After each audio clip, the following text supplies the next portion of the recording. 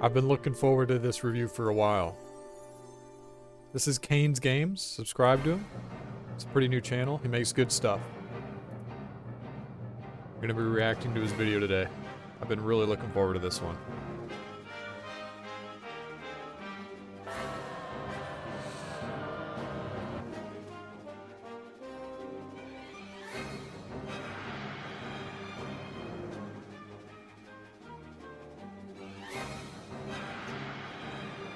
Oh no.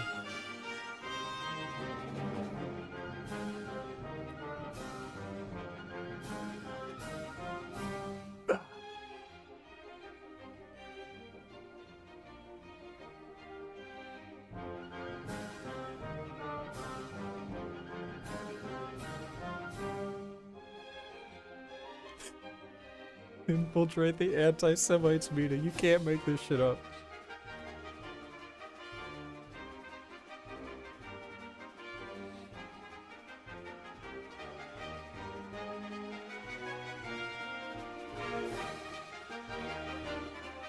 Goy?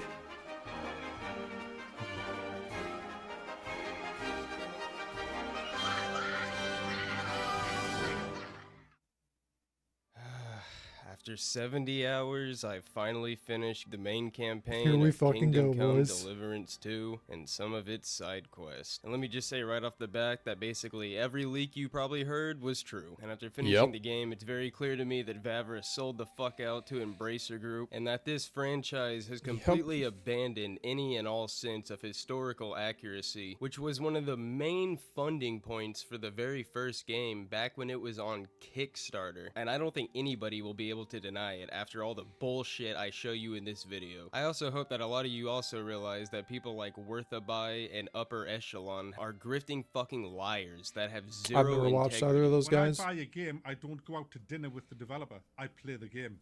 If the developer has lied, do you want to know how many fucks I give about that? I don't care. What are you, retarded? What are you, down? Don't care if the developer and blatant lies? double standards, because some of the shit in this game makes other games they call woke seem like next to nothing. So the way I'm going to try to do this review is to first talk about the gameplay and then the story in two big sections, and then as I'm talking about the story, also point out any of the DEI garbage that Vavra and Embracer Group decided to implement into this game, as well as give my take on it. And before I hop into the gameplay section real quick, given that the main focus point of this review is going to be the story, and that this game is also mostly a story-heavy game. Yeah, there's a lot of dialogue. Since it's almost identical to the first one with very few changes, I'm gonna focus way more on the new additions to the game and just give a brief rundown for people who might not have played the first game. Which, in my opinion, if you haven't played the first game, I don't know what you're doing here, because I definitely don't think you should play this one. So without wasting any more time, this is what I have to say. That's what I said in my review. Don't play this game, just play the first one. So as I said in the intro, the gameplay is almost identical to the first game, and if you haven't played Kingdom Come before, then I feel like the best way to describe this game would basically be a medieval simulator RPG, and the reason I would call it more of a simulator is because you kind of have to treat the main protagonist, Henry, as if he was a real person. You have to like sleep and eat. What I mean by that is that you have to regularly eat or you'll begin to starve, you have to bathe or people will comment on how disgusting you are, you have to sleep or Henry will get tired, you have to make sure to repair all your gear after every battle, and if you don't have any repair kits on you, then you actually have to take each piece of gear to its respective vendor. Like armor, I never used a repair kit the entire game. You would take to a tailor. You get the picture. I just but went to obviously vendors. with that comes a lot of tedium. So right off the bat, if that doesn't sound like your type of game, then this is definitely not for you. Because it doesn't matter how deep you get into the game, those mechanics don't go anywhere. But on a plus side, if you do enjoy this type of game, it really does help the world feel more immersive. And while I'm talking about immersion, I do want to compliment one thing about the world, and that's outside of its beautiful landscapes. The NPCs in this good graphics, well optimized, way more interactive than most open world games I've played, and they react to almost everything you do. Like if you're crouch walking around in public, they'll comment on it and say you're acting like a weirdo. If you get caught committing a crime, they will comment on it and go run and grab a guard. If you drop something in the streets, people will comment on it and pick it up. So I would at least like to compliment a couple things in the game that I found interesting. Another thing I'd like to compliment, Kuttenberg, actually a really cool city, huge, bustling city. One of the best I've seen in an RPG game. That's another compliment I'll give this game. Considering I am mostly going to be shitting on it for this entire video. Yeah. And the NPCs a lot of what I had said about honestly this game, I was also in shitting on it. Feel like a city of fetal alcohol babies with zero inner voice or consciousness. No loitering. So to get into the new things they added, just like in the first game, the same mini games that were present there, such as weapon sharpening and alchemy, are still present in this game, but in the second game, you can now also do blacksmithing. And while maybe this was just my inner autist calling to me, I actually did kind of enjoy the blacksmithing, even though it's extremely basic. You just heat up the weapon, smack it a few times evenly with a hammer, flip hit it with a over, hammer, flip it, rinse, repeat, and then hit you're it again. basically done. But with how much of a fucking slog some of the other things in this game felt like, that I'll talk about later. The I blacksmithing actually made my was best a nice sword in the de-stressor game every few with hours or blacksmithing. so. So I had to do it if I wanted to make that sword. There's a perk that made it so if you craft a sword yourself, it can like be a level 4 or something, which is the highest you can get.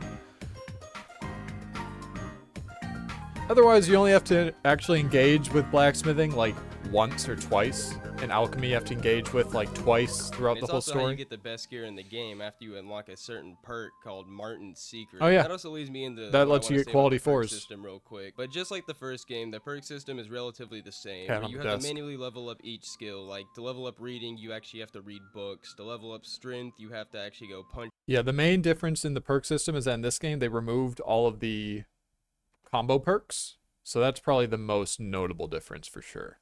things or get into fights. And to level up your crafting, you actually have to craft shit. But I did find Here, the you- perk you can have system to be some an cat overall cam improvement while from he's the in my first lap. game, as basically every perk in this game is a direct benefit in some way, shape, or form. Whereas a lot of the perks in the first game, they would kind of buff one aspect of your character, but Oh, weaken yeah, another. I know what he Personally, means. I wasn't the biggest fan of that. I feel like when you upgrade your character, it should feel like just that, an upgrade. I don't feel like I should Yeah. have to weaken my character to improve another aspect when choosing a perk. And I while feel talking like- about the perks, I just want to point out real quick that there is a liberal I feel like the perks system was figured out in Fallout New Vegas, and now everyone's just been trying to reinvent the wheel forever. It's like, just make a perk unique and positive for your character. Easy. arts perk in the skill tree, and while liberal Oh, arts no. did exist in the 15th I don't century remember this in the perk. form of theater and music, meaning that this isn't a problem in itself, seeing this in my skill tree was at the very least a nice indicator Yeah, for what it's an was to omen. come. It's an ill omen. What the fuck is this piece of shit? Something quick to mention that I found extremely helpful is that you can now equip multiple outfits at the same time. This And is I nice. personally like that because on one I outfit had two a outfits. nice, like, I had my fancier armor outfit set for and my walking sneak set. around. Then in my second outfit, I had all my armor. It was basically just my battle fit, and this was extremely helpful because unlike the first game, I didn't have to actually go into the menu and manually re-equip and unequip everything for each There's some encounter. good quality Instead, of you life just have to changes go in into this your game. menu and press O to That's for change sure. outfits. They also added new weapons such as crossbows, which Crossbow's I personally badass. liked All the above other new using weapons are entire trash. game over the regular bows. And they also added guns, which are basically just one-shot muskets, and they Guns fucking are a meme. suck. They're Yeah. basically Yep. just there for the gimmick of having guns. They take half a fucking century to reload for one shot, and even then, there's like an 80% chance that that one shot won't fucking land to begin with. And then you'll then just have to stand there like a retard till 30 more seconds Yeah, to it's load trash. one more The gun is shot. So I worthless. pretty much basically never found I myself think the gun is actually in the using it game. combat outside of I maybe think the gun is in the game so that they could use it in that one little promo live action trailer they did where Henry has a gun and he shoots at the charging horseman. You know what I'm talking about?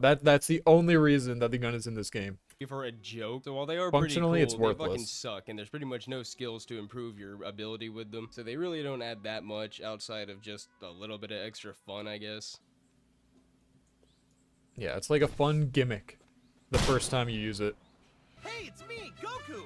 Is that all you got, faggot? And in terms of melee weapons, they officially made long weapons like polearms and pikes official weapons, their own movesets and combos. I never used them, And this so- leads me right into the combat, because I have a couple complaints Just about use sword the whole time, combat 'cause system it was in the this best by game. far, So while I 'cause it could really manage to enjoyed the strike. first Kingdom Come Deliverance overall and found it to be quite a good game, one of my main complaints with it, and one of the main things I hope to see improved in the second game, was the combat, as it felt extremely basic and really jank at times. Yep. But I was willing to put up with it in the first game due to it being the studio's first game, and it also being, like I said earlier, a crowd-funded game. But they have made some questionable decisions, to say the least. Starting with the fact that after 8 years of development time, they have only added 2 new mechanics to the combat system, neither of them even being that good, and one of them being limited only to swords. And I'll explain why that's such What's a the big new deal mechanic? in just a minute.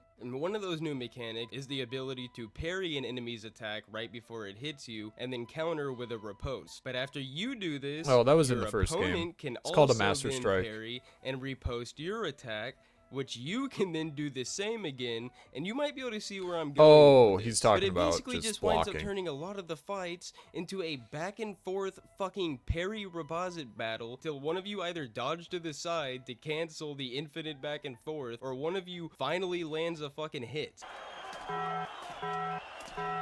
Yeah, pretty much how the combat works in this game is it's all about stamina. It's all about draining the stamina bar of your opponent.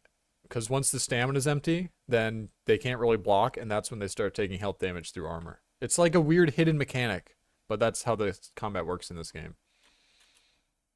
Oops, I accidentally muted. Sorry about that. And honestly, it really doesn't add that much to the combat system outside of a bit more jank and one more option for defense. You can also Master Strike to get out of a riposte, which is the second new combat mechanic I'm going to talk about. That Master This can be Striking kinda hard was to actually in the consistently first do game. They due just to the changed how you small do it. window for timing that you have. But the second new mechanic added, and something that I think is also a huge problem, is the Master Strike system. And basically what a Master Strike is Damn, the FPS is essentially kinda just a fucked. free hit on the enemy as a reward for perfectly timing a counterattack. And the way you perform a Master Yeah, Strike this was is in the by first game. attacking in the opposite direction But they that changed your it. opponent is attacking from right before they hit you. It's the same exact window for a parry and riposte, except you have to do it from the opposite side and you have to attack instead of block. While this is a nice extra way to damage your opponent and has a few cool animations, the main problem with this is that you can only do it with swords. And Yep. this is also This is probably This is why I use swords, because Master Striking is just objectively the best and safest way to play the game. Especially if you played the first game, you know how OP Master Strikes are. So as soon as you find out that only swords can Master Strike, you better believe that you're going to be using a sword the whole game.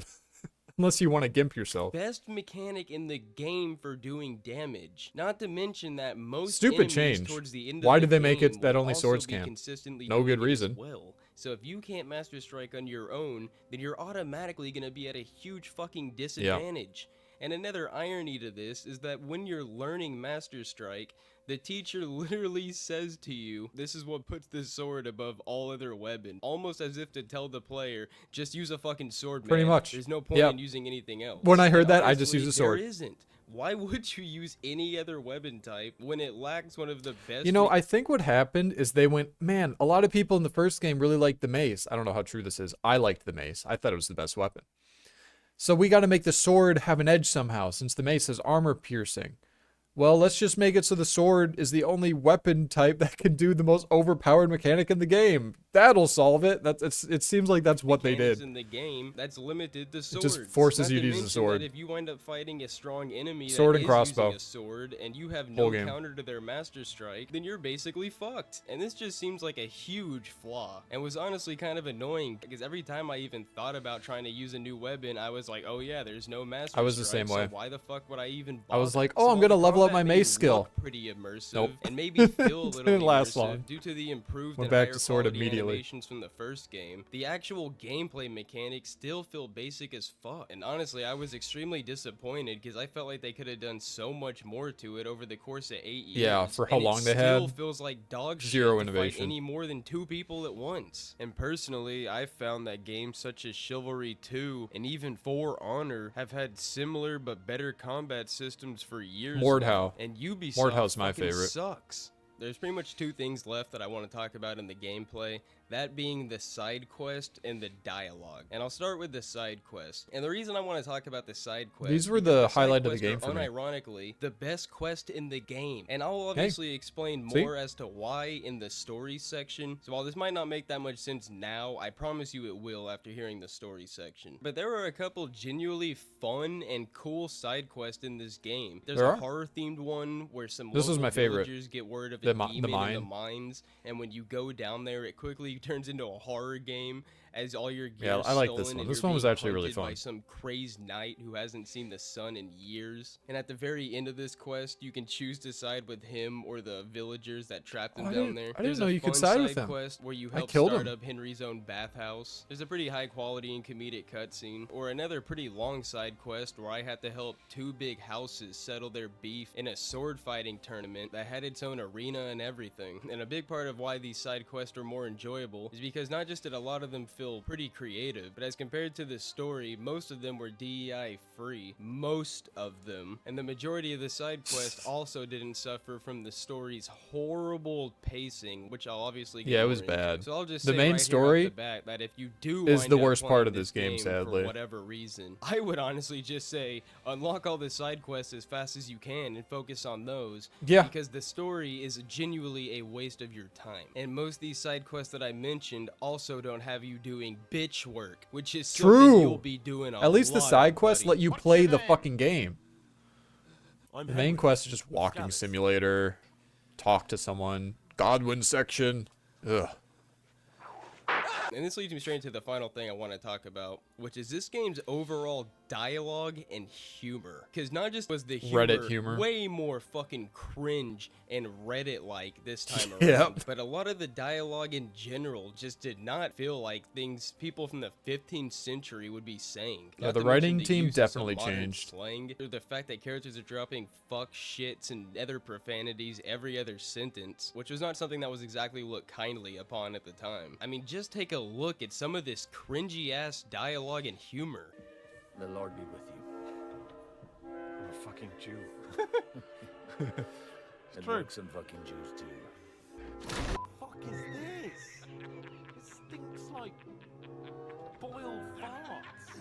Broth from, well, lamb's skin.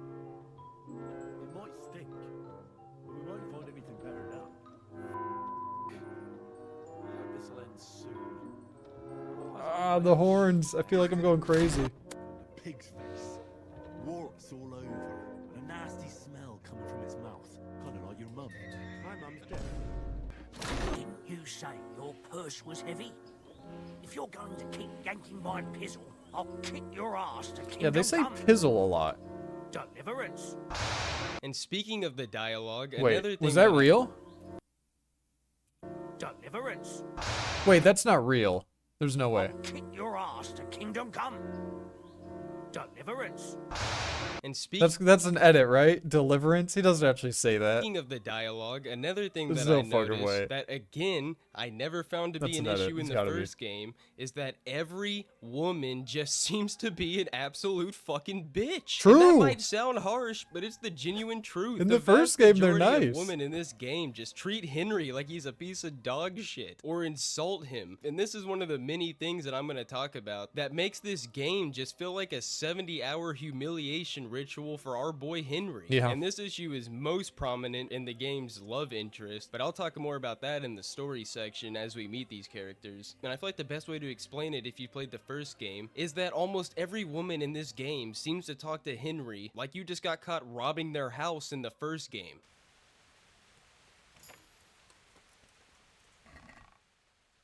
Are you deaf?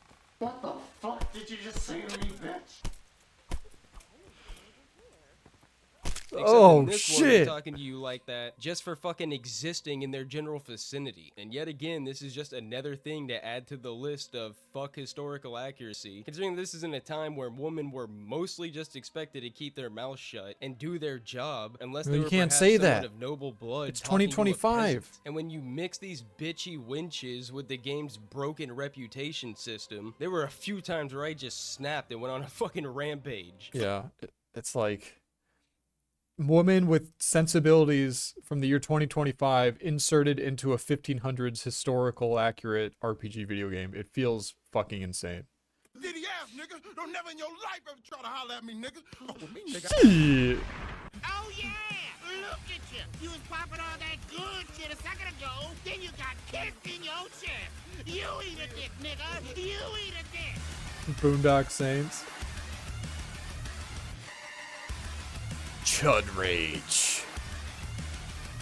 Yeah, this is like the most fun thing to do in the game. Just go on a rampage in Cuttenberg God for and then reload your save. snaps. And bringing up the reputation system, that leads me into the many bugs I encountered while playing this game. And by broken reputation system, I mean that there has to be something wrong going on in this game's Curious what programming. bugs he because hit. you will do some minor fucking offense, like get in a fight with one person, or get caught stealing like one goddamn apple, and all of a sudden everyone in the entire land fucking hates your guts, and all you see are these little red frowny faces all over the map. But then I'll go and pass a couple skill checks and a conversation, and all of a sudden everyone in the land fucking loves me again. That it was not like this in the first game. I also didn't even have the perk that causes your reputation to spread faster, nor did I ever get it, because God knows how much worse it would have made it. I had to spend a good half the game just getting called a piece of dog shit by every fucking Granted, I played as a pretty good boy. Busted this was. Meanwhile, all I did was steal a couple loaves of bread like 2 hours ago. I encountered a missing image in the top right corner of my screen when losing reputation at one point.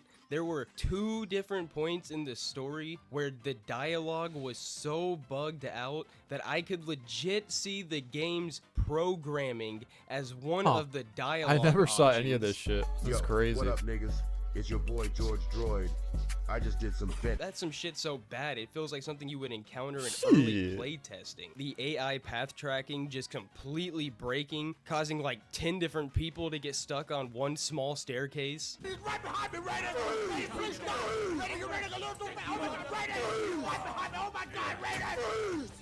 Right behind me. Oh my God, right at me.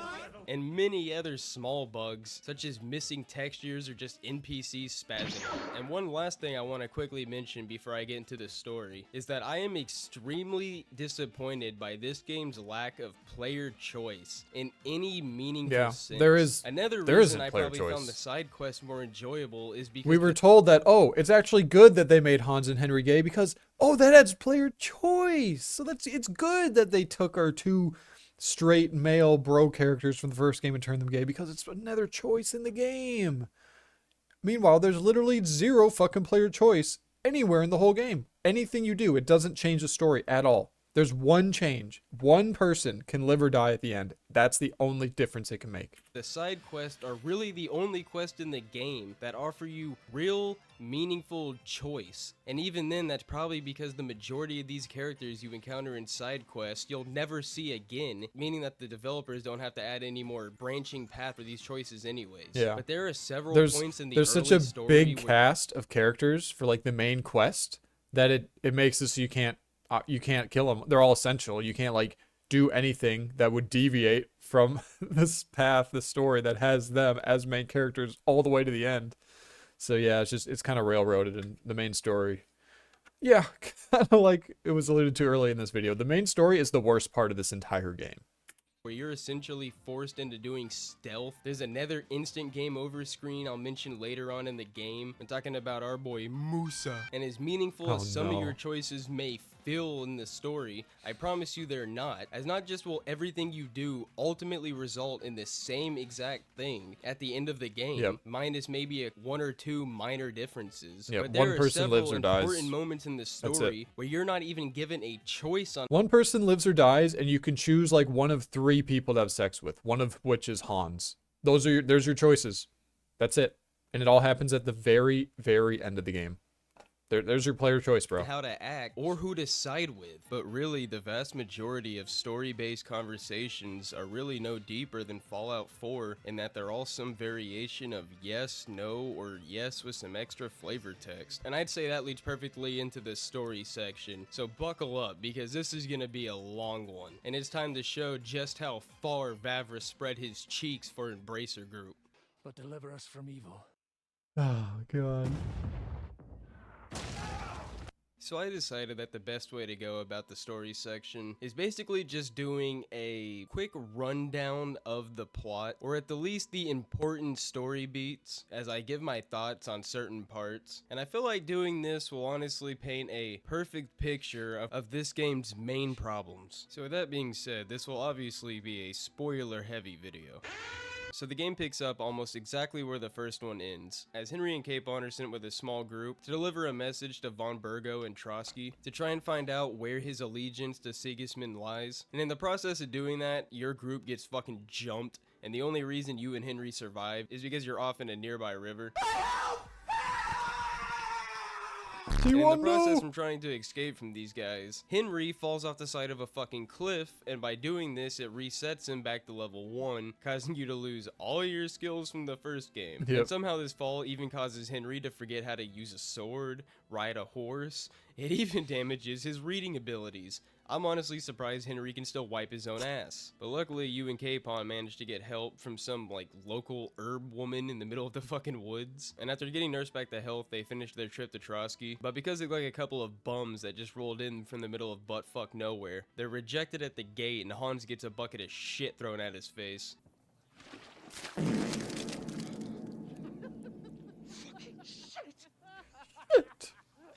And this is completely off topic, but I just want to say it real quick. Someone on the dev team has a shit fetish. I don't know who it is, but they need to be found. And that might sound completely absurd, but there is so much stuff involving shit. There's in this some game. shit There's parts where inspired you have to content dig through shit in to this find game. something. Hans gets shit thrown at him. There's a part in the story where you have to dig through shit to find a key. There's a side quest where Henry has to taste shit. I never did that one.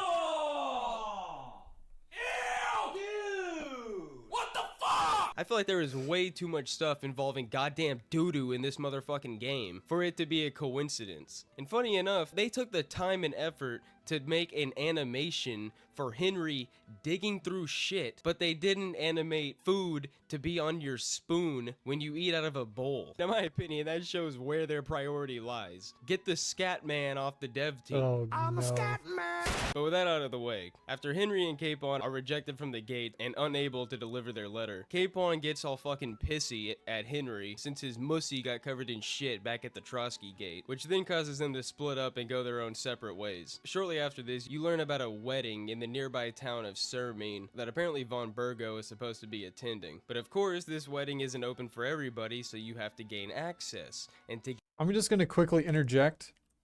This like plot, I don't know if you call it a plot contrivance, where the two guys have a big fight and a falling out. This feels like it was written by a woman. So this doesn't happen that often with men, especially two men who are on a mission together. And they're not just gonna be like, "Oh, you made me mad. Fuck you. I'm going this way. We go separate ways." Like, no, they're probably gonna stick together and finish the mission. So I just wanted to inject you learn that. about a wedding in the I hate nearby this. town of Surmine. It just that feels apparently forced von and Burgo is stupid, supposed like to they're be behaving attending. like But children. of course, this wedding isn't open for everybody, so you have to gain access. And to gain access, you have to go to either one of two people to do bitch work for the next hour. I did it for the blacksmith. That's how I got into the wedding. And after you're finally done with the bitch work, the wedding and you bugged. gain access to the wedding, you then essentially have to do even Yeah, more I didn't see any bitch of this. work while everyone else It enjoys the bugged. party, and Henry keeps getting disrespected. And speaking of the wedding, there's something here that I have to fucking talk about. But at this wedding, there is a woman named Dubravka, and she is a positively ghoulish looking woman. Ooh.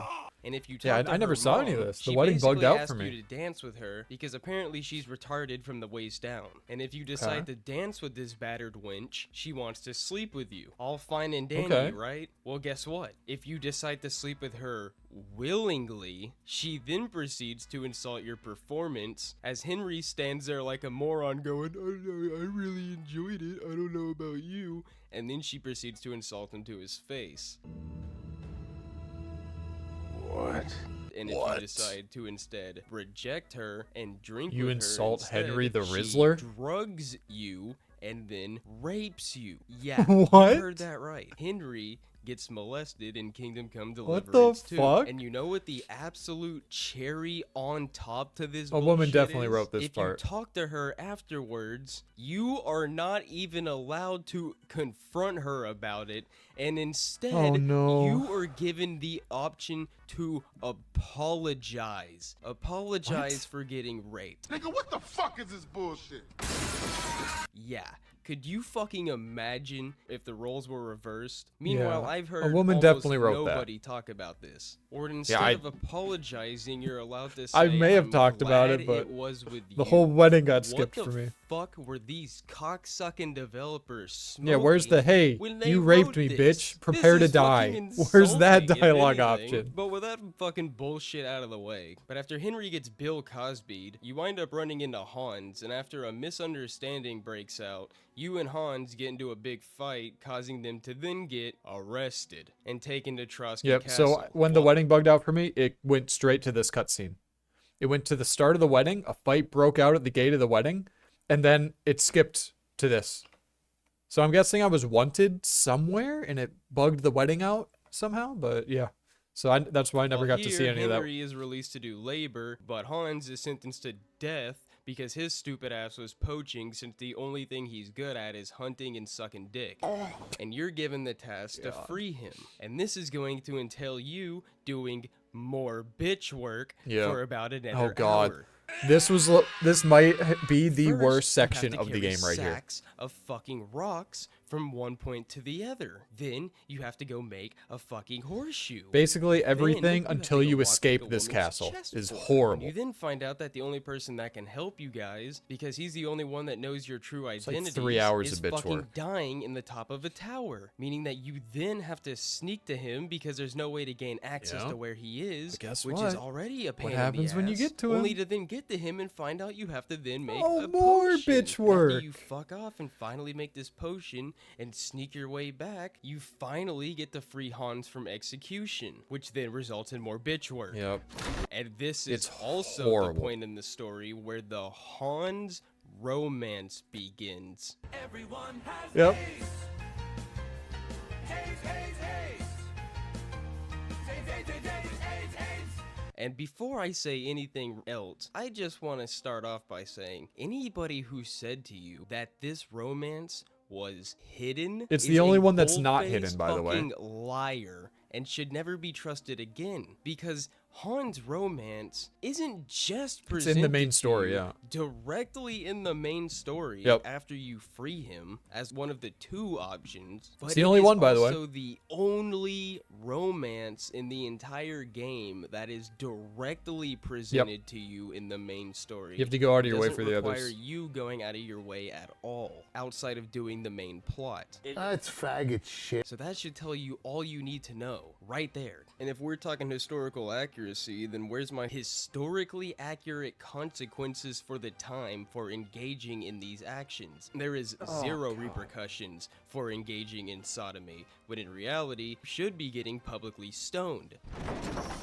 And the fact that any amount of time, money, and resources was put into developing these gay romances is already a problem in itself. With the biggest insult of all being that this romance is with two canonically straight characters that actively chase women together at multiple points in the first this is what I said all the time. and talk about women together during multiple points in the second game. The developers themselves has even stated that Henry is a white, straight Christian male. And now all of a sudden, they want to Crazy. backtrack. What for happened to that? Player choice. Meanwhile, almost nothing else actually important in this game has player choice. Word around the office is you've got a fat cock.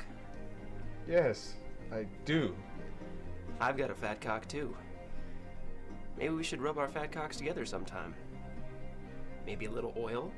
And I am so fucking tired of this weird narrative being pushed that two guys can't be close friends or have brotherly love for each other. That's what happens without when you it get being like a gay depicted in man some or a woman on disgusting the writing team. homosexual fashion, when in reality that's not the case at all. And this is also hilarious to me because it also goes completely against this whole toxic masculinity shit these same people are trying to push, as if to imply that two men can't be close friends without there being some sexual ulterior motive to it. And the fact that this is what I've been development time saying. was put towards this, but barbershops, something that was in the first game, and horse races, and have to be added later What could on have the been. roadmap is fucking ridiculous. You guys prioritize fucking a 15-year-old over basic in-game mechanics. And God. guess what? Hans isn't the only gay romance either. There's another What? gay romance that I have footage of right here with Black Bartosh. So there's at least 2 Wait, chocolate really? starfishes you can dive No into way. into this game at a bare minimum. But again, no barbershops. And while sure, there's no direct Oh my God, there in-game is. confirmation that Hans is 15. He is at the very least still a child or a minor, and every last ounce of dialogue in both the first and second game point towards this. Even if you want to be one of the fucks that completely ignore the in-game codex from the first game, there are multiple times in the first game where Hans is referred to as a young man, and it's stated that he'll get his land and property once he reaches maturity. And there are again a couple moments even in the second game where he's stated as having not reached maturity yet. People talk about how young he is, and there's a point in the story none of where this Hans helps is their forced case. into an arranged marriage, and guess what he says at the end of the game? The main reason he's so outraged to it is because from his own mouth, he's so young. Even when Yeah. Hans is offered It up just as a makes it even proposition worse. for the Oh, marriage, the God. first thing they say is he's so young. Vavra himself hasn't even tried to deny that Henry is a minor. Instead, he's made all these weird fucking comments trying to defend it. So let's not try to pretend that Hans is some 20-something-year-old.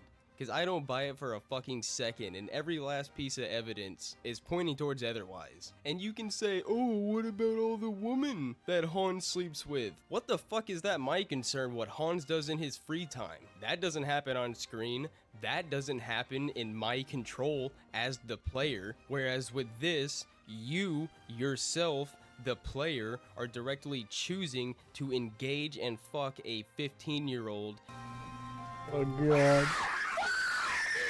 in a gay romance showing that does it, bro. not suit this setting or these characters whatsoever. Last Yeah, thing it's I wanna fucking weird. mention that actually just came up while I was editing is that Vavra is secretly in Basically, my theory is that there was women on the writing team. They saw that there was a kind of a strong companionship, fellowship relationship between these two masculine male characters, and they went, actually, we have to subvert that. We have to make them gay. We can't just let gamers have two like male masculine characters. Nope, they're gay now, and they just fucking poisoned it. They just threw some fucking poison in the pot, ruined it all for everyone. They just had to ruin it. They can't just let most two recent men be hotfix men. Not in updated 2025. Hans Codex to specifically say that he's 20 years old when it did not say that beforehand. Uh-oh. And I think this is fucking Damage hilarious, 'cause control. It's basically like fleeing the country after you're accused of committing a crime. It's essentially just an admission of guilt. And it also says that he was completely okay with it being there beforehand, before people started to call it out, and it began to gain attention online. And I also think this whole Hans thing is a perfect example of Vavra wanting to have his cake and eat it too. And what I mean by that is that he basically wants to try to go for the historically accurate aspect So, in basically every sense of the word. according to that, he he's wants 31, to retroactively but- change this one thing just so that it's okay to fuck Hans. But That's redact so all you fucking want, weird. Vavra, because at the end of the day, all this info is readily available online. Just the same way I found a picture of you online with a pair of dangling balls in your face. It really does make sense why you'd want to defend this Hans romance so hard now, you fucking meatball. So now a I'm moment of noticing silence something for here. Hans rectum.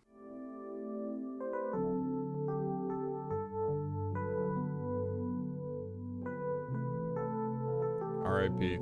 So with that out of the way, after you R.I.P. do to even Henry and more Hans' bitch work sexuality. for a good fucking hour or two again, you and Hans are then sent by von Burgo with a bunch of other troops to go retake Nebukov. And guess what happens on the way? You'll never believe it. You'll never fucking believe it. You and Hans fall into a trap and are thrown right back into prison. Whoa! Again? Crazy! after just escaping prison and doing hours of bitch It's work. so while bad. you and The Hans are story's being so held in the bad. Cut Cavern, the player control is then switched over to Godwin. And I just want to say right off the back, no, there not the are Godwin about 4 sections. times in this game They're that you so have bad. to play as Godwin, and they can be fairly long segments at certain points. Yeah, and I just want like to an say, hour, why? 2 Stop plus. fucking making me play as Godwin. This is supposed to be Henry's story. You advertise this as you playing Henry's story. Yeah, While like when are game devs gonna learn? Players don't like it when in RPG you strip them of their shit, their loot, or you take them off of their character. Like, I've been playing Henry, I got him all this gear, all these weapons, all these perks, all these abilities, I'm used to playing Henry, and now you just take everything from me. That's not fun in RPG. It's like a gimmick, you know, you can do it once or twice. Maybe you do it like in Symphony of the Night. You do it right at the start of the game to showcase how strong you can be, and then you strip them of everything. That's like a one-time gimmick. But this game does it multiple times. And if you include the Godwin section as well, it's insufferable at some point. Is It's a cool so character. bad. I don't want to fucking play as him. Yeah, and no one lose wants to control play as over my Godwin. character Henry that Who I thought have this all was a my good shit idea? for and have been investing all my time into in this RPG several times at essential points throughout the story. That's obviously going to be more of a personal preference, but this is Henry's story and his RPG. So let me play as Henry. It's his story. I think don't give a most fuck everyone about would agree with Godwin that. in the sense of playing as him. But when playing as Godwin, you eventually run into Ziska, who's the leader of what's essentially a rebel group of bandits against Sigismund. And after rolling a nat 20 on his charisma check, Godwin and Ziska free Henry and Hans after making a deal. So after doing even more bitch work in the camp for another good couple hours, you will never fucking believe what happens next. Nebukov, the camp that you're currently at, is attacked by Von Burgo and Ishvan Toth, which then results in Henry, Hans, Godwin, and Ziska being fucking thrown in prison again. Who would have thought?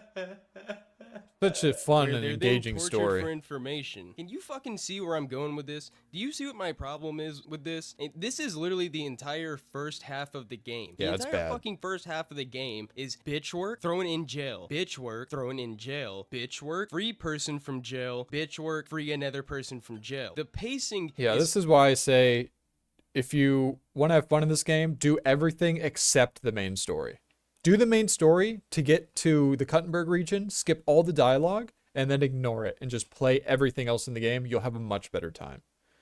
It's fucking horrendous. And as I'll get into even more, I would argue that on paper, the actual plot of this game isn't bad. Then there are certain parts of it that were cool, fun, or comedic, but the fucking pacing just makes it such a goddamn slog to get through. And again, as I'll mention even more later, most of the cool big action set pieces are extremely scripted and give you basically no freedom to do anything. This game has There's a not lot even of a these. single point in the story Has a where lot you of have a big battle hold on them, horseback. hold the siege, and they're all the same. Push down a few ladders, drop a few rocks on people's heads, Right when kill a it few looks like people. all you guys are about Okay, to you win. die, You defended that's when them, all of a or sudden, you at defended the them. last The fort second and the siege. cliche, Catherine, the big-titted girl boss, shows Yeah, up, boob who's girl. a very strong, independent woman who constantly bashes men and talks about how shit they are. Just like plenty of the other women in this game, except I'd argue it's highlighted even more through her. Self-insert and while she from the does female lighten on up the a writing bit team. later, her little sly remarks and offhanded comments persist until the very end of the game. At least if you don't go down her romance path. And while I'm talking about Catherine, let me just go ahead and talk about the 3 female love interests that I personally found throughout the game, and why they're all quite shit and disappointing. It's time for you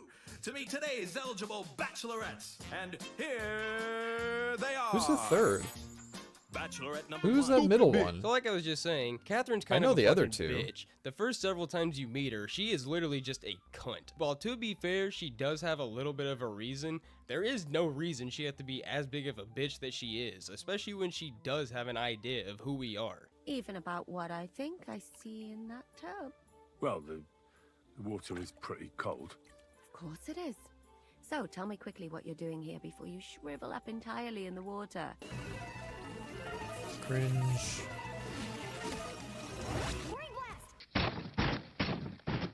And both in the way that she speaks and dresses is nothing like a woman from the 15th century would be acting like. Not to mention that the outfit that she wears regularly just straight up would not be allowed in public, as it would basically be considered public indecency. And I would say God knows what would happen to her if she got caught out in the wilderness or in between towns looking like that. But since she's such a strong, independent girl, Yeah, boss, she'll be I'm sure fine. She'd have no problem dealing with. She can any just kill amount them of all men with her thrown at dagger, I'm sure. both She's physically a woman or after all. orally. Bachelorette number 2 is a cape-wearing girl from the land of Yeah, I don't know who this girl is. 7 other men. She's not easy.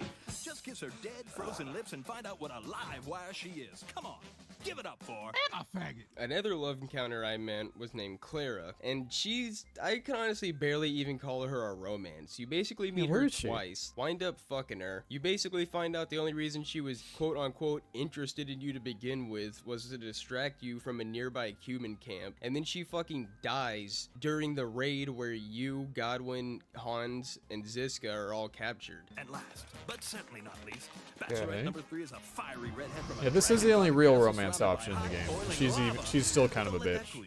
But she's the least bitchy. Which isn't saying much. Robo bitch. And then the third romance that I found, and the one that I wound up going with, is with Rosa. And while she also suffers from a lot of the same symptoms that Catherine did, I can at least say that it's to a bit lesser of a degree. Yep. And at least she has a slight excuse of being a noble. So at least her being well educated and wanting more as a woman at least feels less out of place. But regardless, her relationship also fucking sucks. Because while it starts off pretty good, you're at one point even given the dialogue option to suggest possibly marrying her. I never got that book. This might be book. possible because at some point in the story you have to save her dad. So the plan would be to get his blessing after you save him and hoping that, you know, he would allow that. But when you get to that certain point in the story, you're not even given that as a dialogue option to begin with. And then shortly after, Rosa and her dad leave, never to be seen in the story again from that point on. Meaning that Catherine so it's is all definitely worthless. the main straight love interest, as she's the only one that goes on until the end of the game. But even then, that Yeah, I one didn't engage shittingly with too, the basically going nowhere. And that's not even romance in mentioning this that your game at all. basically only real straight option requires Henry to start hag maxing and going after a woman that's old enough to be his mom. But with that out of the way, after you, Ziska, Godwin, and Catherine escape the castle, this time without Hans since he's being held somewhere else for ransom since he's a noble, you guys ultimately have nowhere to go and decide to retreat to Kuttenberg, unlocking an entire new map and essentially beginning the second half of Kuttenberg's the game. like And the this is big where the region. majority of the DEI shit comes from. Oh, it gets and why I bad. feel like half these people Oh, shilling it's for it don't bad. even know what the fuck they're talking about, because I bet you a good 80%. That's what I was saying, especially in my review. It's that these people didn't play the video game. Like, the people shilling for this game, the people talking about, like, oh, the DEI, it's all overblown. They didn't play the goddamn video game. Or at least they never even got to the second region. Which doesn't surprise me too much. If you rush the story and just do a few side quests, it'll take you like 70 hours to finish it. It's a long fucking game. So I get it. Let's not pretend like they actually even got to the second region. These people, they didn't even play the game. 10 of them didn't even get this far to begin with. Oh yeah, and I also forgot to mention, during the escape, you get to throw Ishvan out a fucking window. Yeah, this was actually fun. See, I was right. The stronger dog. Yeah, you have the option to fight him honorably or shank his ass. And you better believe I shanked his ass and threw him out the fucking window. That was actually probably the best part of the game. Fox the bitches. Best cutscene anyway. Yep. Get pissed on, chump. So to make shit more simple, the second half of the story is essentially just you going around to assemble the medieval Avengers so that you can form an army to take down Sigismund. And to start with this, you have to go all around the fucking map to pretty much gather Yeah, it does Ziska's feel like that. party members. Like you're And gathering at a the very least, ragtag I'll say band that of... these characters such as Dry Devil are easily the best characters Yeah, in the game. I like Dry Devil. And they're basically just a band of based, half-retarded drunkards. But of course, this requires you to pretty much just go around doing bitch work until you get to the point of saving Dry Devil. They're And they're the only people in the game that you interact with in the main story who actually feel like real characters that I would like actually want to spend some time around. Everyone else is fucking insufferable. But I like the bandits. Like Dry Devil. On a side note, I just want to say that mission is bullshit. shit. And I do not think the developers test all the paths, because I basically had to wind up doing a 1v8 against highly armed guards with way better gear. I feel like than that was most of the who could game. all pretty much killed me in 2 fucking hits. I say it was a 1v8 because Zizka was basically zero fucking help, as he just got immediately bodied by the other 5 That was like guards. most of the game. You just 1v8. You sick your dog on someone, wail on them, and then move on to the next person. And I thought I was about to have to reload an hour-old save until I managed to cheese it by jumping into the back of a cart because the AI was too brain dead to follow me. So fuck that quest. Clever use of game mechanics.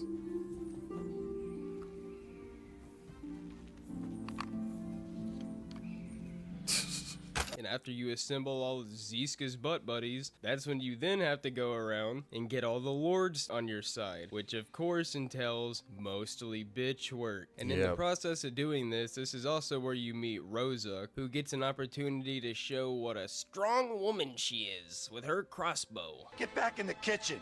And her optional romance path begins. And while searching for another one of the lords, Liechtenstein, that's also when you meet a man named Samuel, who is later revealed to be Henry's Jewish half-brother. Yeah, it's apparently real. Martin slept with a Jewish It's real. woman. So when people tell you this game isn't woke or doesn't have woke elements, and they're just saying, oh, the gay shit with Hans and Henry, oh, that's not woke. Oh, the females in the game, oh, Catherine being an insufferable bitch, that's not woke. What about this? What about you having a half Jewish or a Jewish half brother? What about that? What about them shoving that into the game? Is that woke? No, Around the same maybe? time, he impregnated Henry's mother. And I shit you not when I say that I'm convinced the whole reason This for is real, this by the way. character existing Goy. is to It's merely real. act as a mouthpiece for Vavra to preach to the player about the Jewish struggle. Can I borrow $50? And yeah, you better believe every single thing pertaining to the Jews of Kuttenberg is kind of about how they're oppressed and how, you know, oh, people just hate Jews, people are anti-Semitic. It's all framed that way. All of it. There's no like, you know, there's no opposing side to that viewpoint. So, kind of weird. $30? What do you need $20 for? Oh, I can't believe my own son is demanding my last $10. Help! Police! A madman is trying to kill me over $5. You'll be hearing from my lawyer about that $50 you still owe me. As almost every word out of this All right, Cat, character's jump down. mouth Let me is move the either camera back. something demeaning towards Christians or talking about what a victim they are Yeah. for absolutely It's- no reason. it's so There's even obvious. a point where I'm not fucking joking. He calls Henry a goy. Yeah. a goy. It's real. Jesus Christ, people say It's that like- as a fucking meme. Makes comments about how Yeah, it's like this shit is in the game, and people, I don't know if people just have no pattern recognition left, or if their brains are fried, or if they're just afraid to like say the truth. Like, this is so blatantly woke. This is so obviously propaganda, but no one will admit it. So I feel like watching this video is like the most cathartic shit I've experienced in weeks. Because I feel like it's a real human being actually talking to me who has eyes and can actually see this shit.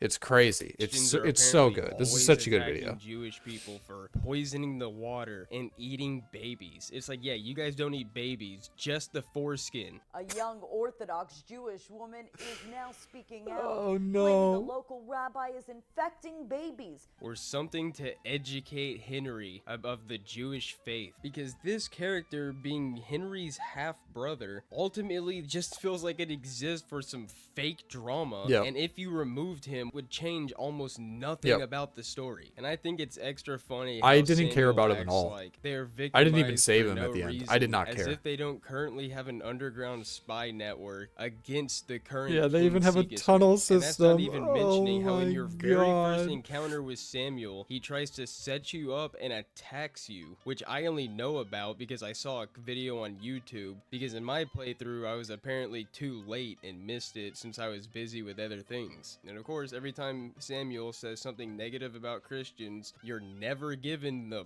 player choice to defend your faith weird. or say anything about it, and you bet your ass you're not allowed to say anything negative about the Jewish faith. But you are given the choice to fuck men. After you finally assemble all the lords, find the location of where Capon's being held, you eventually go on a rescue mission. And I just want to quickly comment how hilarious this mission was for me, because this mission is clearly intended to be a stealth mission. Oh, Everything this about mission. it is directed towards it being a stealth mission. Yeah, not gonna lie, I saw this as a stealth mission. I saw my game had just saved, and when I did this mission, I just walked into the courtyard and killed all 12 of them. Didn't give a fuck. 1v12. I'm not engaging in stealth at all in this game. You're severely Fuck that. outnumbered. Everybody in the game talks about how you can't be seen. But this is a perfect example of one of my issues with this game. And that is just how unbalanced it is. And that might sound ridiculous for a single player game. And I don't have any problem with a single player game being unbalanced in a way. But what I mean by unbalanced Henry's a is monster that in your this game. strength growth does not really feel natural. For basically the entire first half of the game, I felt weak as shit, and if I fought like any more than 2 characters at a time, I would get my ass kicked. And even against 2 people, I usually had a hard time. Whereas around the second half in the game, it's like a switch just flipped, and all once of a your sudden, I became stats so get over like fucking 20, OP that I could kill you just basically murder everyone in anybody one the hit. game in like 2 or 3 hits max. And the stats And max as you at can 30. see in this clip, I literally turned into Doom Guy Yep. and soloed the entire fucking camp. Yep, I did the same exact thing in my playthrough. You 1 or 2 shot everyone, and you have so much armor that you can take so many hits. You just need to keep your stamina up, and you can't die in this game. As long as you keep your stamina up, then Which then allowed me to walk it's a Hans joke. and his new It's so French easy. butt buddy right out the front door. After saving Hans and regrouping with the other lords, everybody decides that to stand against Sigismund, they need 2 things. Yeah, More Musa. fire- Why is Musa there? That's kind of, huh? I said this in my review. I feel like they just shoehorned him in so they'd have a black guy and more cutscenes towards the end of the game as like part of the main cast. But if you play the game, you know it feels so forced. Musa has no business being here, but they just put him in because he's black and we need a black guy. Fire power. Like, look at this. We got the debauched priest, the bandit, the noble, the black guy, the Jew. Like, we got a whole band of merry misfits here. All we're missing is Catherine, the woman. And more money. So to do this, we eventually wind up needing to steal a cannon from one of Sigismund's camps and plan out a heist on Sigismund's silver so that we can both rob him of all his war funds and fund our own army at the same time. But before this, they need more info, so we send Henry undercover as a waiter at one of Sigismund's meetings. Oh, where God, him and the all waiter other lords quest. are gonna be, where you quite literally do Literally an hour of actual pouring wine. bitch work.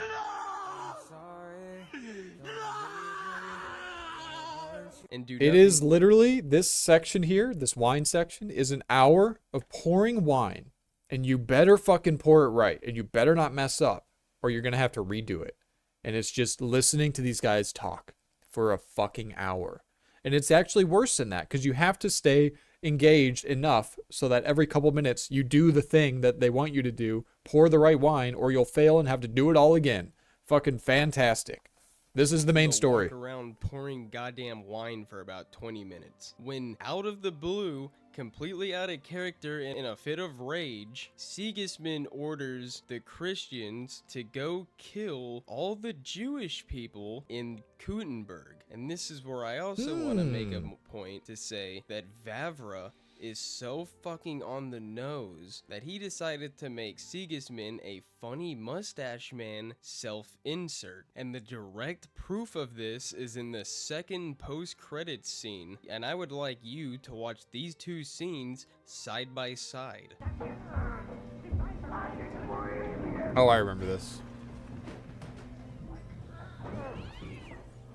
It really did feel like that. And the dude crying. Yeah, fuck off. I didn't make that connection, but that's pretty funny.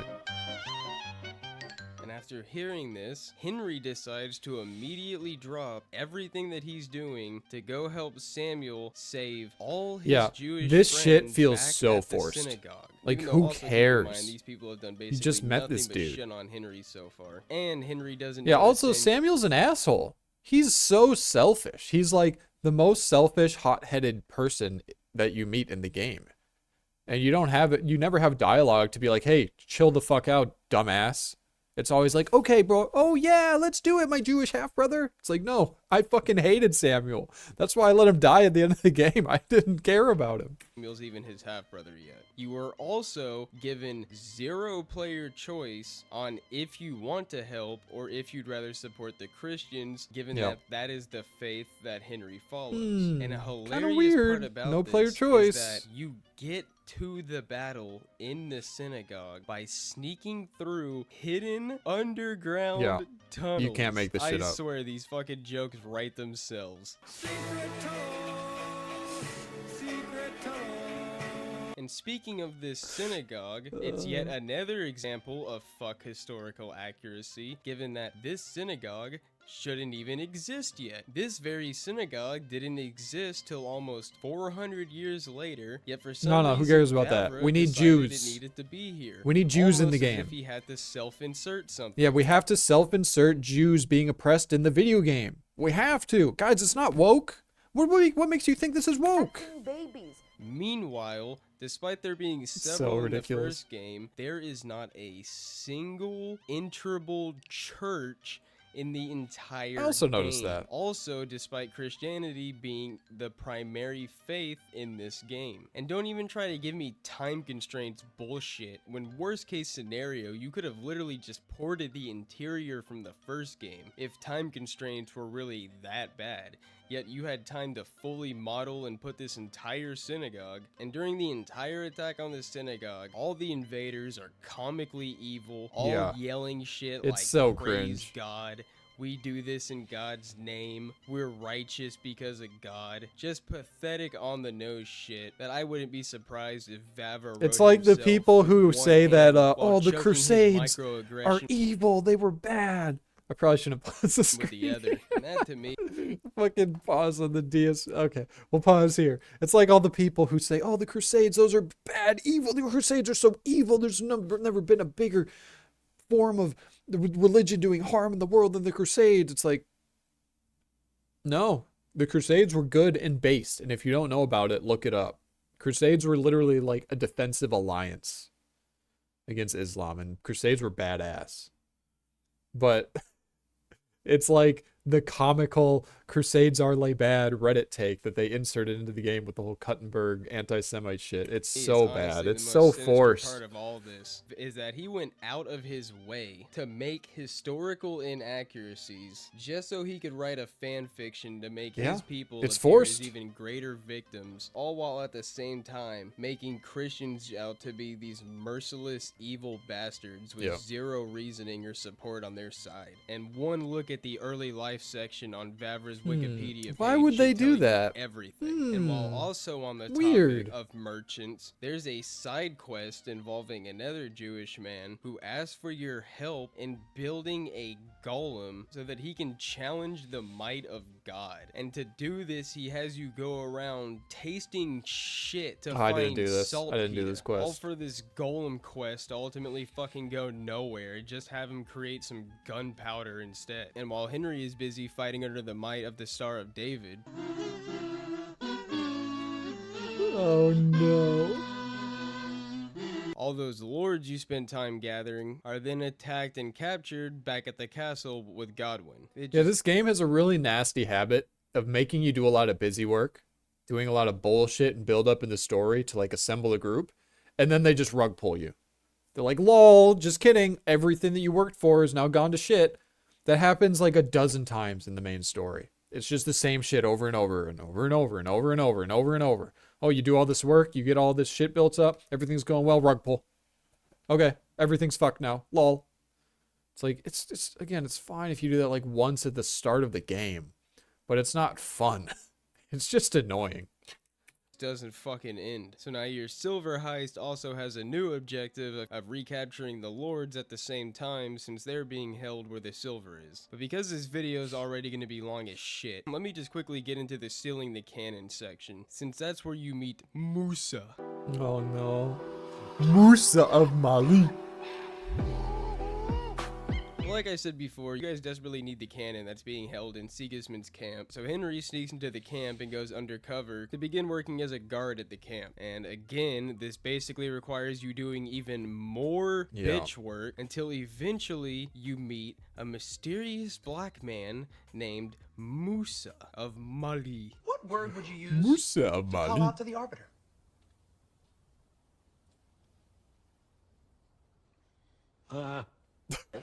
And let me just get straight into this. Right off the bat, there are no black Son is a people great in show. 15th century Bohemia. Even Vavra himself said this during the release of the first game. But again, Weird. What notice how happened? quickly he abandoned historical accuracy and switched sides once the Embracer check came in with all those sweet dollar signs. It's Yep. funny how quickly money can change a person's tune. And on top of that, there are barely any black people in modern day Bohemia, let alone 15th century Bohemia. And I am not even joking when I say that Musa was literally a "we was Kane's" insert, as basically every fucking encounter you have He with was. him, he is insulting He's a Bohemian douche. culture in some way, shape, or form. Like this is, again, this is like written by someone from the year 2025 who is pro immigration, probably a woman in America.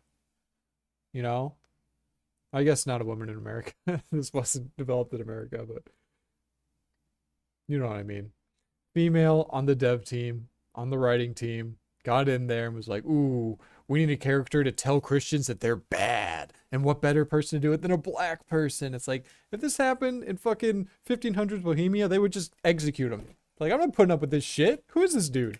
And tries to talk about how his culture is superior. And of course, just like the Jewish putting down the Christianity, you as Henry are given zero player choice to defend your culture, your country, or rebuke anything against Musa's culture. He even says things about how they treat women better, which is so hilarious cringe. given that Musa is partially based on the Arab explorer Ibn Battuta, and in his writings he described black Africans as ill-mannered and was astonished at their feeble intellects and respect for mean-natured things. And in his writings, he wrote that not just did they have slavery, but they also often forced women to walk around naked Even and were always cannibals. treated as less than man. Musa even has the audacity to No, but we make can't have that. That's problematic.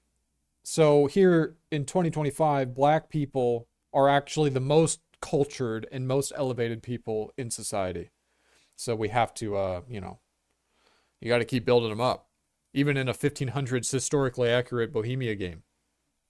white people don't season their food joke. And on top of that, calls Henry's culture barbaric. Yep, that's which real. is again super ironic coming from a culture that was noted as practicing cannibalism. Yeah, I bet you used extra seasoning on that human. Yeah, a literal person. Yeah, I meant like a cannibal coming to your fucking civilized European society being like, you guys is fucking cannibals and shit. That's what they did. That's what they actually did in Kingdom Come Deliverance 2. And people will see that and be like, no, that's not woke. That's totally normal and fine. In fact, you're racist for thinking it's woke. Yep.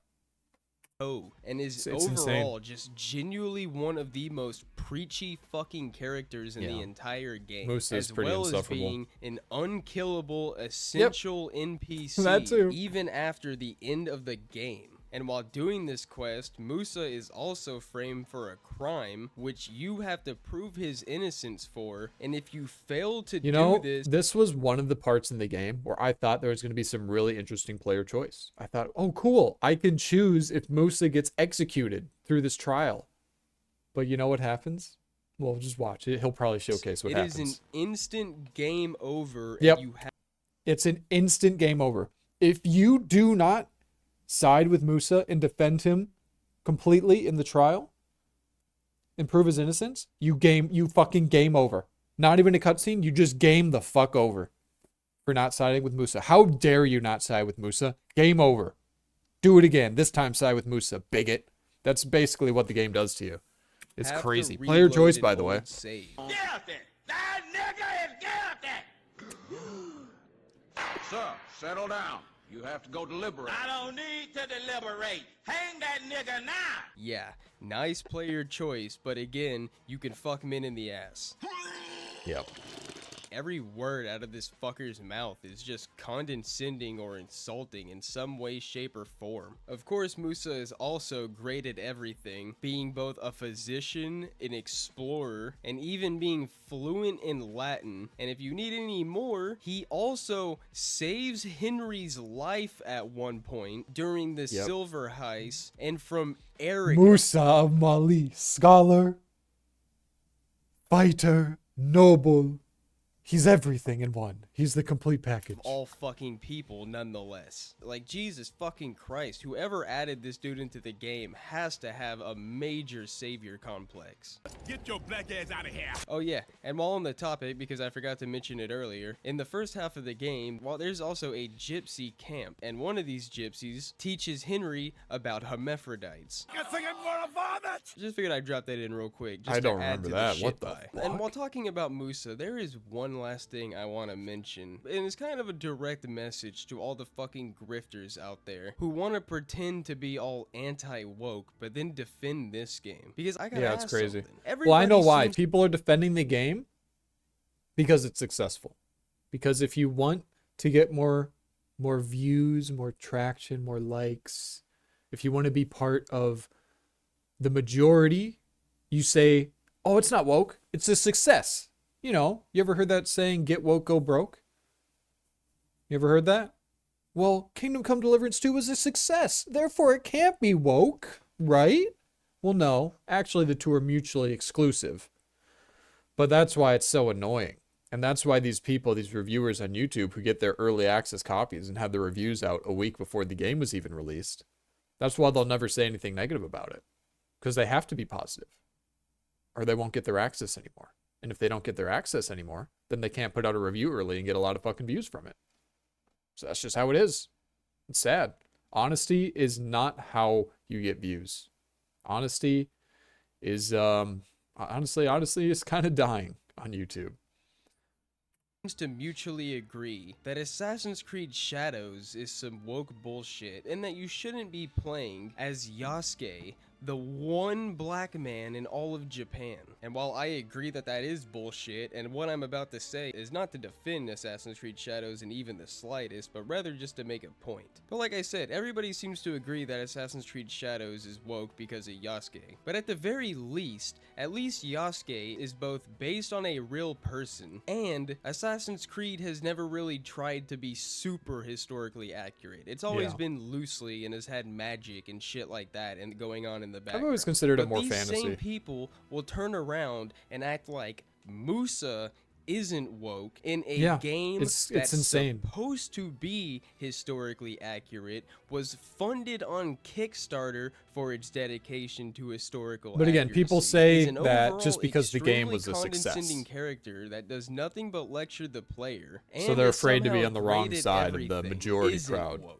Let that just sit and settle for a second. To the people like Worthaby in upper echelon, don't you fucking dare try to sit here and say that this game isn't woke, but then turn around and say Assassin's Creed Shadows is, when they are boiled down the exact same fucking thing, except this is even worse. If anything, Assassin's Creed Shadows is more historically accurate than this game at this point. But I just found that worth mentioning. You're a pussy. The only other thing really worth talking about before the very ending of the game is the silver heist that I was talking about. And I just want to say that from a gameplay perspective, this was the most boring fucking heist I have ever done in a goddamn video game. First, you have to play as Godwin in a disguise. Oh, and you have to run your mouth for like 20 fucking minutes. This Then part's you finally fucking switch horrible. control back to Henry. Basically just have to kill 5 or 6 guards fucking max. Go and locate a weak spot on on a wall, and then that's basically the entire fucking heist. Yep. Oh yeah, and then Henry loses to Eric in a fucking cutscene and gets saved by Musa. And the problems that I had with this quest also follow directly into the quote-unquote big epic final battle, in that all these events feel scripted as fuck, giving you very little control, and the control that these you sieges do have were is all lame as meaningless. fuck. Like I said, this is supposed Like, to be instead of giving me a siege, an epic siege scripted battle where I, knock down 3 ladders. Okay, now go to the next objective and fight in the courtyard. Okay, now go drop rocks on their heads at the gate. You know what would be more fun than that? Just, I don't know, a fucking skirmish of like a few of us fighting a bunch of them on the fucking open field. That would be more fun than these shitty scripted sieges. These sieges were horrible, and it litters them throughout the game. It's like they created the structure for a siege event to happen in the game, and they're like, ooh, that was a lot of work making the siege script with the ladders and everything. Let's just reuse it a dozen times. Because you are in so many siege defenses in this game, it gets old after like the second one. The first one's kind of neat because it just throws you in, like right at the start of the game. And every single subsequent siege event after that is boring as fuck.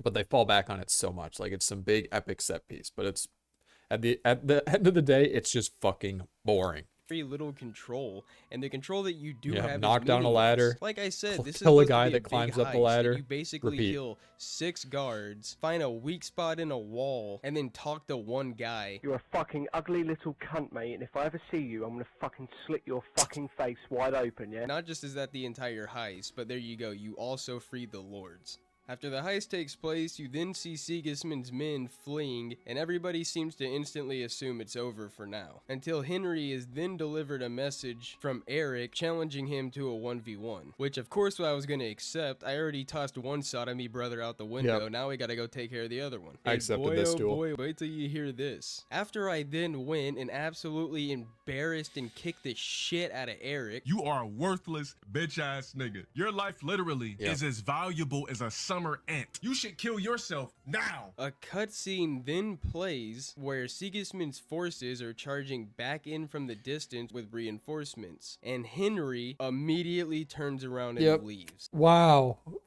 The probably the most offensive cliche in all of video games. You'd beat the boss, but in the cutscene, you don't win. You have to leave. You have to flee. I guess it could be worse. Some video games will do it where you beat the boss, but in the cutscene the boss beats you, which is actually even more offensive. But this is up there for sure. You have this whole epic encounter. You go out to duel him. You fight him. He basically has 10 times the HP of a normal dude you're fighting. So you just keep fucking beating his ass for like 5 minutes. And then, oh, just kidding. He's alive. You have to leave.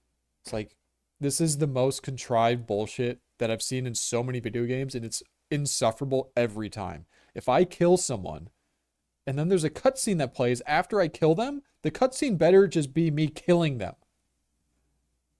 Okay. Literally is as valuable as a summer ant. You should kill yourself. But no. Back in from the distance with reinforcements, and Gotta Henry run. immediately So turns we around need an and antagonist for the third game, guys. We can't kill him here. You do not get to kill Eric for some fucking reason. Even though you get to 1v1 they need an him antagonist and for the beat third him. game. For some reason, That's why. Henry doesn't take the literal 2 seconds it would Yeah, have taken that's literally to why. turn around and kill Eric real quick. Again, where the fuck is my player choice? You give me the choice to fuck at least 2 different dudes. At least give me the choice to fucking pull out my handgun and just blast him before I go or some shit. Give me something. A medieval game, but I don't have the player choice to finish off Eric or not. What a fucking load of bullshit. Yeah. And do not try and give me the he didn't have time thing. You look at this fucking scene and try to tell me there was no time. It would have taken fucking seconds to end Eric right then and there. But then that got me thinking, because I had a little bit of a schizo theory. Uh-oh. Well, I think they're using him in And if this KCD3. theory does wind up happening, just know I'm the first person to call it here. Pretty sure I'm the first person to call this online. And I said shit, this here on we one go. of EGAD's live streams as I was finishing the game. But I was thinking when the credits were rolling. What if they use... What is his name? Eric, the dude in white that you fight at the end? What if they use him like they did in Last of Us 2 and do a revenge is bad plot with him in the third game. That would probably be the worst thing they could possibly do.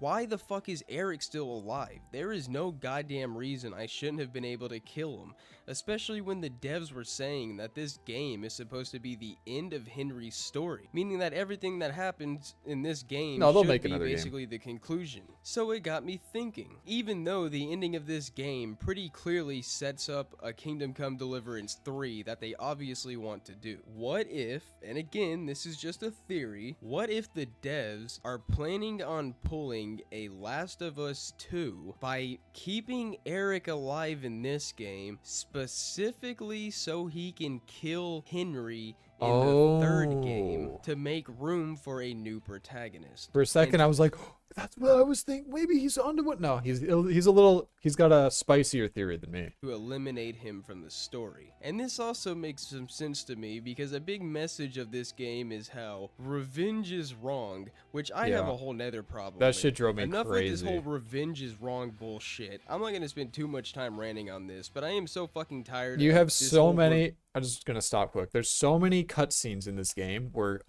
Henry's dreaming, or he has PTSD, or he's dreaming that he's at the tree with his dad, and his dad's lecturing him about how revenge is bad and you shouldn't pursue revenge. It's like, oh no, and it does it so many times, and it's so ham-fisted that I couldn't help but think of Last of Us 2. That like, oh no, they're doing the revenges lay bad. It's like, people love revenge stories in video games. They're simple, motivating, easy to follow, satisfying at the end. Like, don't pull Last of Us 2. People hate that shit. Revenge is Let us get our revenge. As if wanting revenge on somebody who, for example, killed your parents is somehow wrong and not just a basic human reaction. Yeah, Obviously, that's why anything's it's wrong human. if you allow it to completely It's like instinctive. consume you. That's why it's But a good story. Revenge can also be one of the greatest motivators for a human being out there. And I'm just so tired of acting like you should, if somebody wrongs you, you should just roll over, take it in the ass. Yeah, it's so gay. And never get any sort of retribution. Revenge is But with that bad being shit said, in video since games is revenge always bad so is gay. the whole message of this game. It really wouldn't surprise me if in the third game they decided to go with the Last of Us 2 thing of the cycle of revenge and put that in place by having Eric kill Henry Oh my to God, can avenge you his imagine? sodomy bro. Because think about Can it, you it makes fucking no imagine? fucking sense. Why is there no way for us to kill Eric in this fucking game when we had him dead to rights? If not because they're planning something with him later. And considering that they themselves said this is supposed to be the end of Henry's story, I wouldn't expect him to be the main character of a third one. But with my schizo theory out of the way, that leads us straight into the final section of the game, which was so fucking underwhelming and boring. Yep. Damn it, Wade! Basically, you quickly rush back siege. to the castle to beat Sigismund's reinforcements. Only this time, you're on the outside of the siege because you're arriving while the siege is in progress. Big twist! Crazy!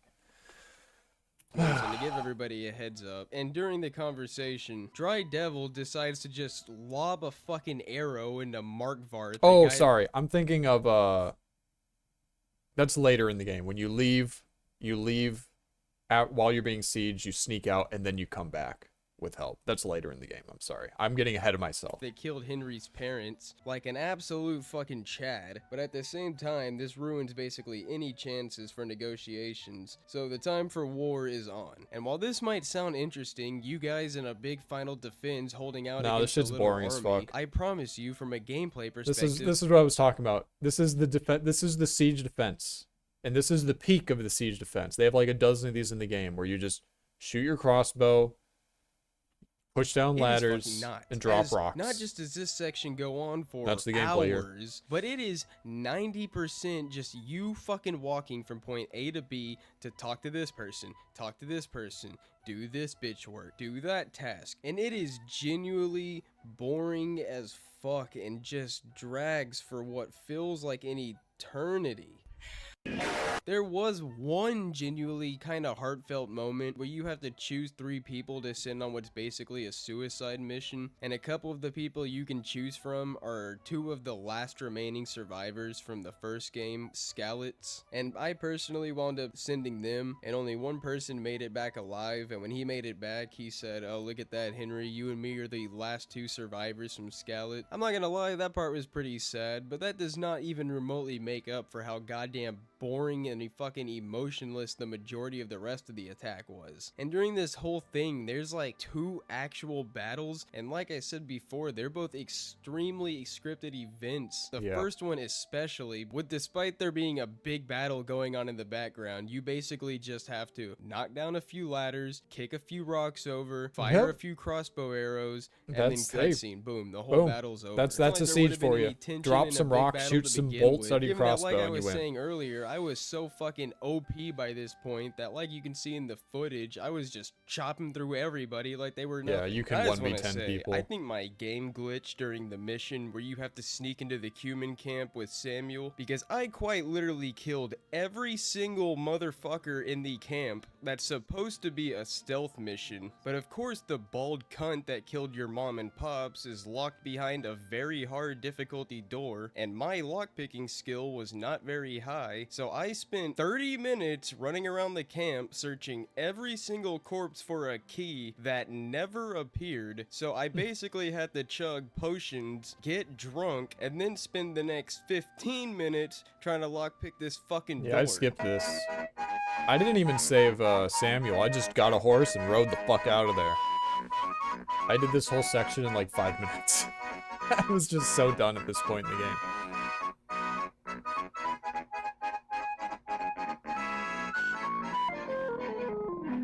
Whoever designed this mission... So yeah, you would think, oh, player choice. You can choose to sneak and find him and kill him. Spoilers, he dies anyway. Literally. This character that you can go out of your way, after you escape from the siege, you can sneak into his place and find him. But guess what? Even if you do, and even if you choose to kill him, it doesn't matter. Because he just dies anyway. Because I didn't kill him, and the next morning, after the siege, after the battle, and it was all done, guess what? You find him, and he's just like, oh, I guess he died in his bed. The wound from the crossbow bolt was just too bad, and he just died overnight. Oh well, I guess I couldn't get my revenge by my own hand. That's it. That's the only difference. Whoever designed this mission, you can quite frankly go join the Scatman. But for a big final battle, it was such a disappointment, and I was honestly hoping for so much more, especially seeing how many people were outside the castle. And anything that would have given me more player choice would have been great, because these fights could not have been more on the rails. Daddy's and here it to just save felt the day. so annoying, finally regaining control over my character after 20 minutes of cutscenes to basically kick 3 rocks, knock over a couple ladders, and be thrown right back into more. Yeah, this is a minor thing, but Hans gets shot in the shoulder with a bolt, and then they just yank it out, and he's totally fine. The next second, he's swinging his sword in the cutscene, going crazy. It's like, what? Why did he get shot? If it's just gonna be, I don't know. It's a historically accurate game. Like, if he gets shot, he's fucking out of commission. He's done. Like, he's writhing in pain. You know, that's a fucking serious wound. But nope, just yank it out, goes back to fighting like it never happened. It's so, like... Kick 3 Sorry, rocks, this is a little knock tangent, over but a couple I remember ladders, that and be bolt thrown in his right shoulder. Back into more cutscenes and bitch It's work. like it And didn't now even the last happen. thing I want to talk about is just the ending of the game, and specifically 2 parts of it. The first part being where you have to talk to the Force Ghost of your this shit's so parents. gay. Before anyone This is the comments down revenge is below, bad stuff yes, here. I know that this is not actually supposed to be the ghost of your parents. This is just Henry mentally coping with his guilt. I get that. But that doesn't make what's actually happening on my screen any less fucking ridiculous. But essentially what happens is that your parents appear and start talking to Henry, and they basically, any quote-unquote bad actions you made during the story, or morally questionable decisions, the ghost of your parents will then proceed to lecture you on and so give you cringe. shit about, with absolutely zero gray area or nuance to the argument, as if we're not in the middle of a war with fucking invading forces, and sometimes doing shady shit like burning down a village might be necessary. And during this conversation, if you do anything other than apologize like a little soilet, the apparition of your parents essentially disowns you and walks away. Yep, that's what I did. Trampled everything I taught you underfoot.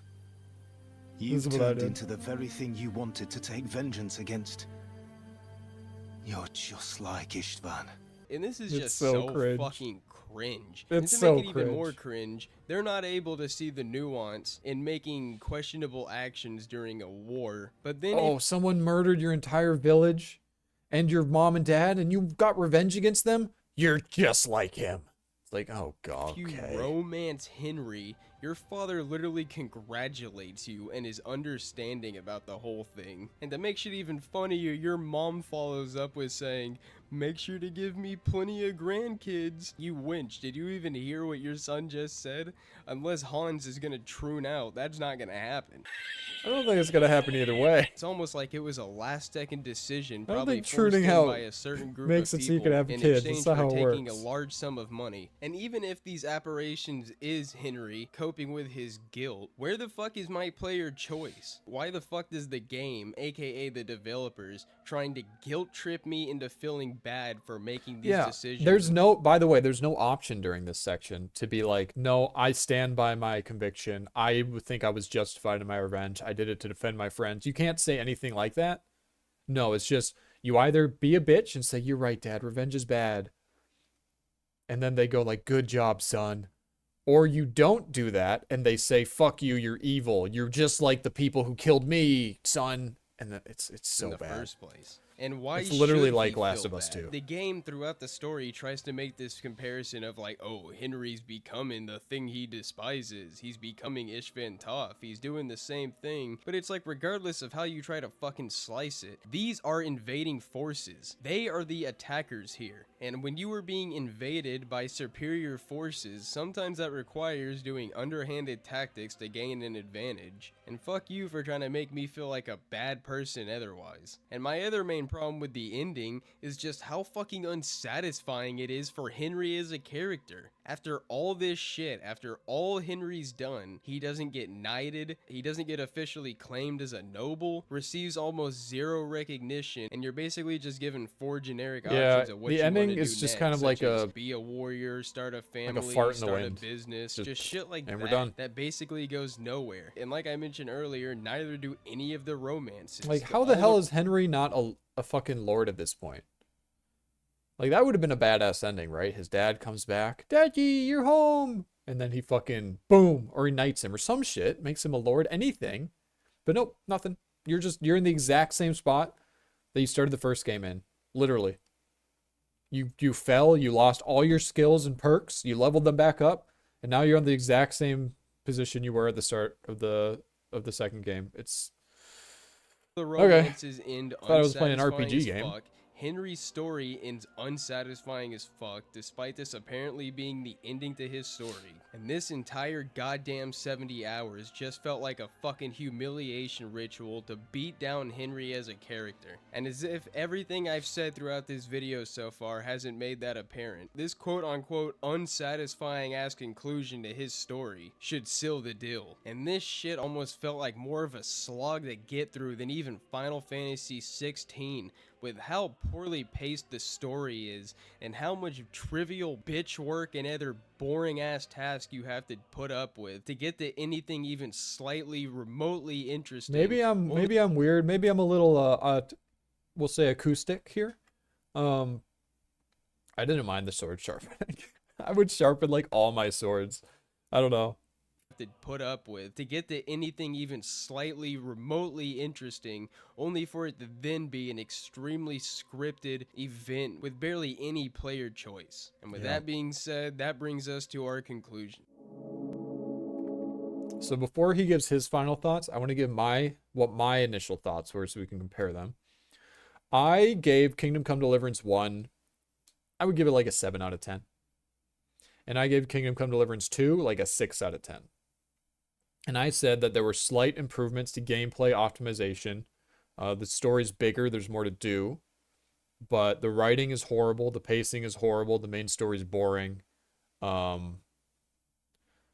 kind of the gist of it. That's like the spark notes. We'll leave it at that because I don't want to pause the video for too long. But basically, I think the first game is slightly better than the second game. So after listing all the bugs, all the lack of improvements made to the gameplay over the course of 8 years, which still has a lackluster combat system, an interesting story on paper that plays at a fucking snail's pace, that only has pacing is side horrible. quests actually worth doing, and Vavra completely selling out to Embracer Group to destroy a franchise dedicated to historical accuracy. Also, he can include gay romance, fictional black people, and religious propaganda. Do I think you should play this game? No, the fuck I do not. And because of that, I'm not even gonna bother scoring it as a game. Because if Vavra is gonna have zero respect for his player base and do nothing but insult them online, despite going against the very foundation of what this game was built upon, I do not think you should financially support him. And if for some reason you absolutely feel like you have to play this game, then I suggest you get Selling the High Seas and give your best aye aye captain while you find your ass a torrent. And then like I said before, just hop on and do the side quest and get out. Yeah. And if it sounds like I was a little pissed off in this video, well guess the fuck what? I am. Because I am so fucking tired of all these grifting shills that want to lie to people's faces and then turn around and insult them when they get called out on it. Not to mention, I'm tired of the constant betrayal from these game developers, also that they can sell out. It's always the same shit. Oh, you don't like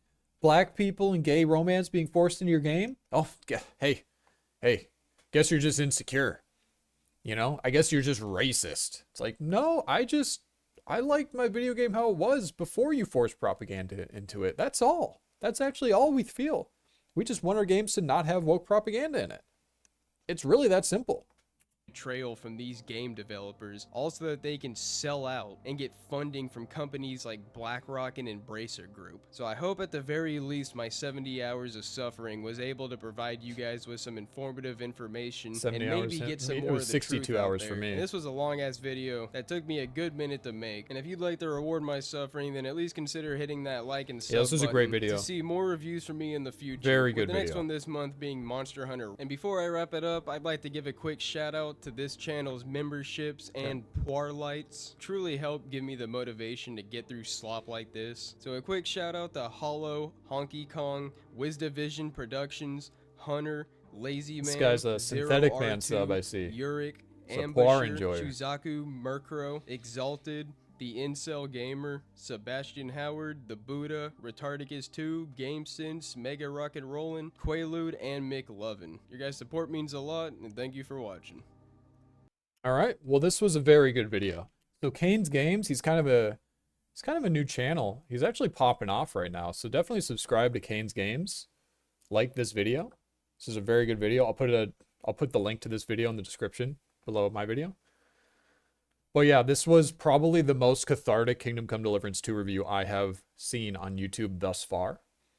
Every review I've seen up to this point has been pretty much shilling, saying, oh, it's the best RPG of the decade. Oh, 9 out of 10. Amazing game. It's like, and pretty much all of them will either not mention the woke elements in the game, or they will like scoff at it and say that, oh, even by bringing it up, it just means you're a racist. It's like, this is the first person that I feel like is actually able to be honest. Clearly not shilling. Clearly not fishing for early access of video games to get the reviews out earlier. Clearly like an actual honest reviewer on YouTube. So it's really cool to see that. And it was, like I said, it was very cathartic to see a lot of my opinions shared in this video. So yeah, definitely like this video. This was a great video. And yeah, thanks for watching. Peace.